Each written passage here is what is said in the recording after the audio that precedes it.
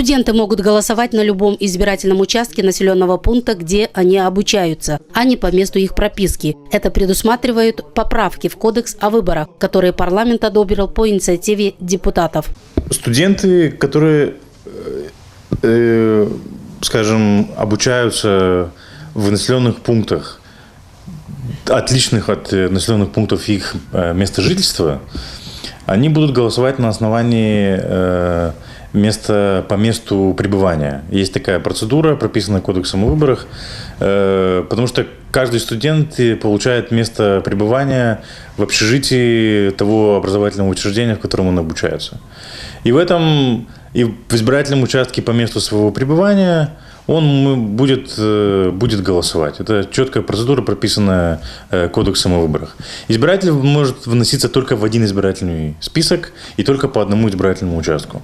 И если у избирателя есть и место жительства, и место пребывания, в период действительности места пребывания он включается в избирательный список по месту пребывания.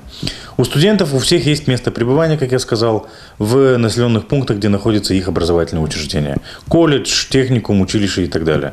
И если в этот период у них есть место пребывания, и оно действительно, значит, они будут голосовать по месту пребывания, то есть по тому месту, где расположено их общежитие, да, или на территории этого избирательного участка, на территорию которого входит их общежитие. То есть они должны будут найти там избирательный участок, как правильно, он будет открываться либо в образовательном учреждении, либо в самом общежитии, и проголосовать там. Что знают об этом студенты Гагаузии, мы узнавали на улицах города. Знаю, что надо взять с собой документы, паспорт, но более точной информации пока не знаю, но я знаю, что я приду в тот избирательный участок, я по-любому найду дополнительную информацию, чтобы мне проголосовать.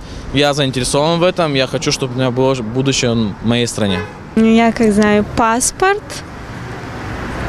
студенческий билет и подписать декларацию о неповторном голосовании.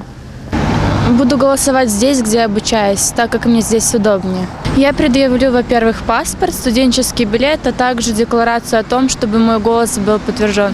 В колледже проводили семинары, и вот я оттуда узнала. Поправки, внесенные в Кодекс о выборах, позволят учащимся и студентам голосовать на основе удостоверяющих личность документов на любом избирательном участке в населенном пункте, где они учатся, заполнив декларацию с обязательством не участвовать в многократном голосовании.